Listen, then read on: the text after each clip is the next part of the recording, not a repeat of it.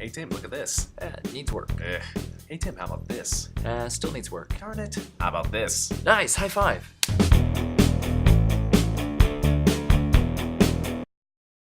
Hi there everybody, how's it going? My name's Tim. And my name's Michael. You're watching TMI. That's the Tim and Michael Information Show. And today we are going to talk about receiving critique. This is more than just about feedback. We have talked about feedback in the past, what your friends give you. But Michael and I would like to sit down a little bit and talk about a formal critique. This is something that happens in the professional world all the time. And this is certainly something that will happen in some of your classes, the classes where we met actually, illustration. Every single class was devoted to critique, where we'd spend about 3 hours talking about each other's work. Because giving your pieces to people, even if you're working, is one thing, but it's not like you're going to do work and no one's ever going to see it. Hopefully. And maybe you're just like my cousin was telling me, she likes to dance, but particularly not for performance, just for her. Sure. So maybe if you just are drawing for you, that's okay. Mm-hmm. That's fine. But for anybody who wants to be working and, making some money off of it, your boss or somebody is going to see your work. If you're doing it for a film, people are most definitely going to see your work. Critiques are the most honest thing that you can get as far as directing a certain artistic vision or just learning the most honest reaction that your piece initially gives somebody. I'd also like to segue into Tamara Trujillo, one of my instructors. She does, and a good friend now. Good. She does creative writing, intro to creative writing, and she does poetry, but she says, she'll dabble in everything for intro. And so before we go on to our pieces, we want to talk to you about, again, we talked about when people give you feedback and how sometimes it makes you feel awkward, but now we're talking about, as Tim said, the receiving aspect. One of the first things that she told us when we were bringing our writings to work, our class, is she said, now as you are getting your critique, you just listen. You don't get to talk, you don't get to defend your work, you don't get to ask questions, unless they ask you a question directly, then you can answer. But other than that, you just gotta sit there and to see people grit their teeth and like sweating beads and it's hard initially because you want to talk and you want to defend your work and you want to get it out there and I don't know if that happened to you. It did. Actually, what happened to me, and if you've never done a critique before, this will probably happen to you. You've worked all week on something and you think it's spectacular. It's the best thing you've ever done, and you put it up on the board and you're just ready for the accolades to come in, and you are ready for it to be adored. And then people look at your work and they say, that's pretty cool, but as Michael says, if I may, and that's when, oh no, there's something wrong with it. It's supposed to be perfect. I'm supposed to be the best artist in the room, and you're shattering my dreams. And that's when, of course, you get to those natural reactions of you want to defend it and want to ask questions and say what's wrong. And, that's not what the critique is for initially. The critique is for other people to be a sounding board and get their opinions and their thoughts about your piece out. Yeah, and if you interrupt someone's train of thought, again, it's the most honest reaction when they first see your piece. It's what comes to them. You're going to want the most honest thing that just flows, so you just have to listen. And if you're new to this, it might be hard for you, but trust us when I say it does get easier. Because then you really do become interested. And maybe you're always ready for the critique. I don't know. I mean, if anything, when I put things out, I'm looking for the direction of how to get better. Yes. As opposed to the... I'm going to put this out, and then you see the accolades coming in and all the really fun, good stuff. Rather nowadays, I put it up thinking ahead of time, I want to get better. Mm-hmm. Honestly, tell me your reaction that can help me get better. So you and I have brought some work in today. We have, yes. Why don't we show yours first? All right, well, here it is. So tell us a little bit about this piece. All right. What you did it for. Right? Sure.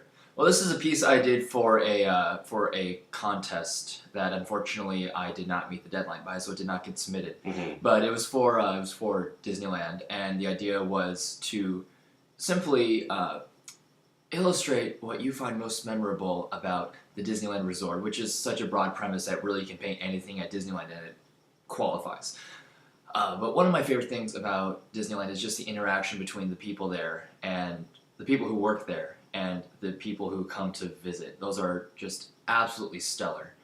And I thought, what better way to illustrate that than have the people in the parade interacting with the kids watching the parade. I think, lots to say about this piece.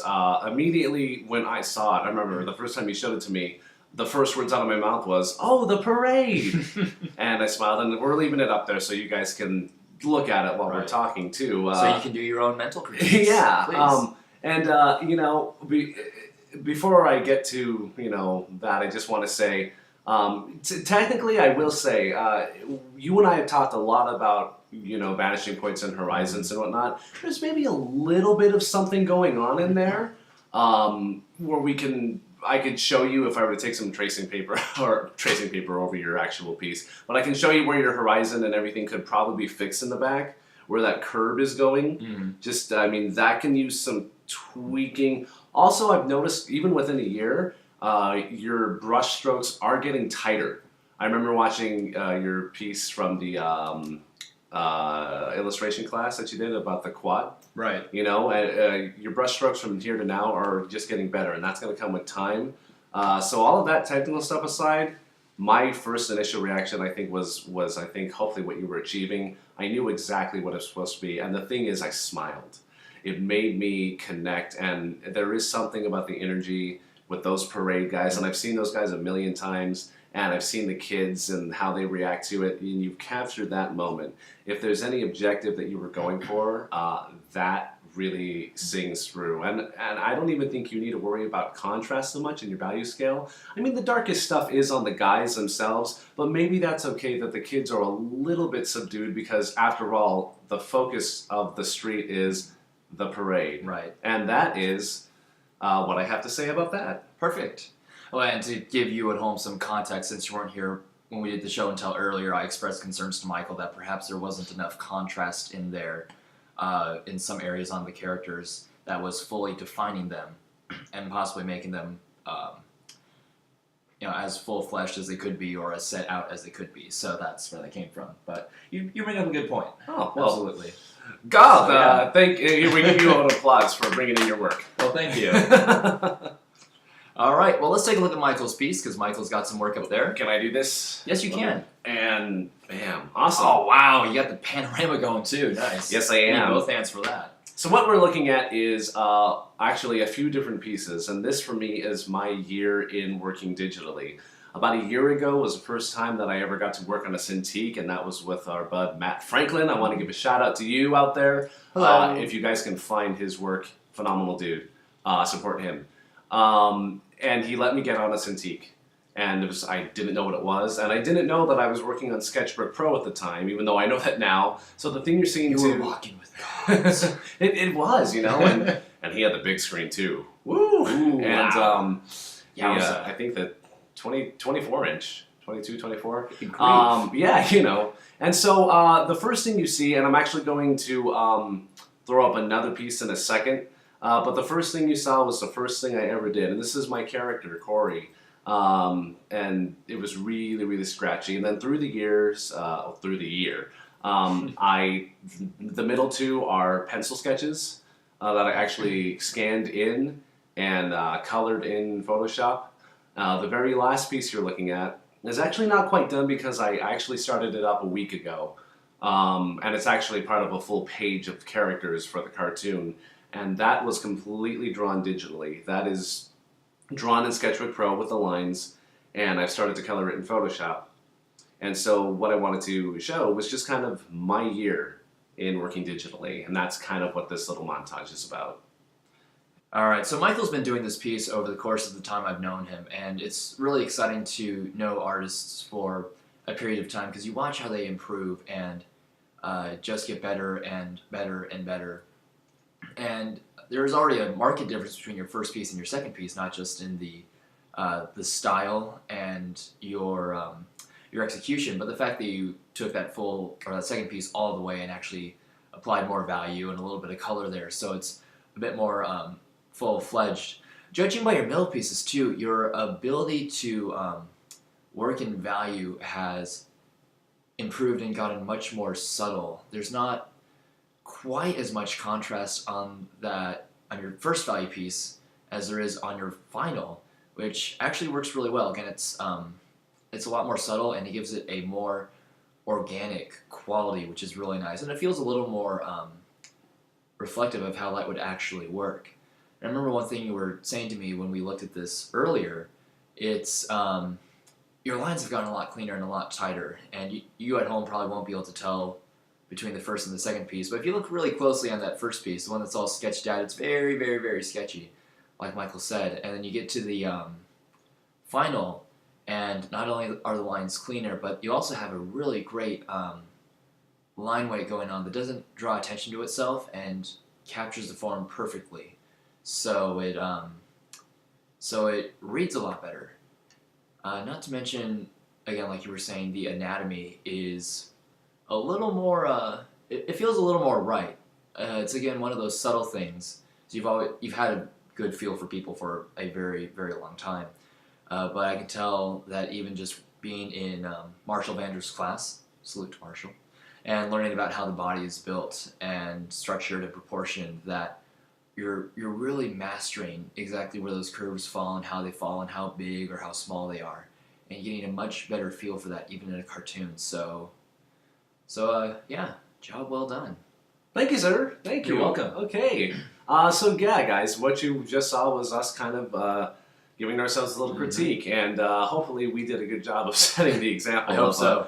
You just have to listen, and that's okay, because you want to get the most honest reaction from them that you can.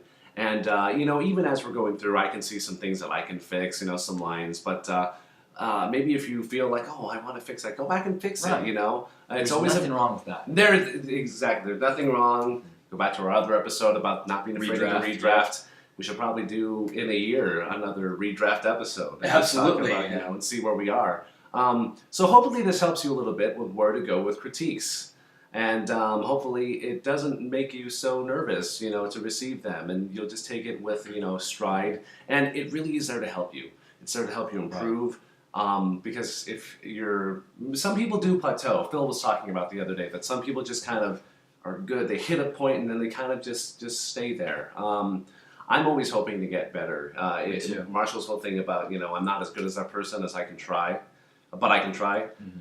I add to that when I say, because I was telling Laura and Christina the other day, I said, if I can get to your point, and work the way that you do, by that point, you'll be even better.